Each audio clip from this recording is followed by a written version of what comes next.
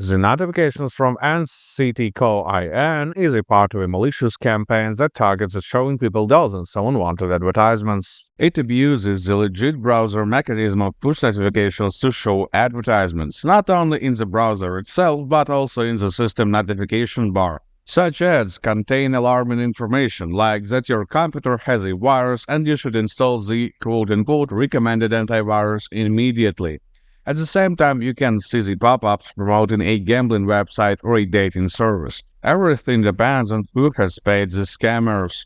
Despite these pop-ups being nothing but false claims and ads of dodgy websites, there may actually be a malicious program running on your computer.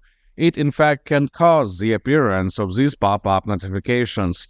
To scan the system for viruses, I recommend using GridInsert Anti-Malware. This advanced security tool will quickly find and remove any of the malicious or unwanted applications, and will also help you to stop the unwanted pop-ups. Download it by the link in the video description and run a standard scan. This will take around 5 minutes.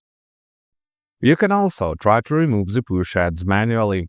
The key reason why those pop-ups appear is the permission to send notifications for the NCTCO-IN website. To reverse these permissions, go to the settings page of your browser and type notifications in the search bar. Here, go to site settings and click notifications once again. That will open the list of websites that are allowed to send push notifications.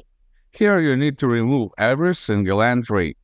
Once done, just restart the browser for the changes to take effect.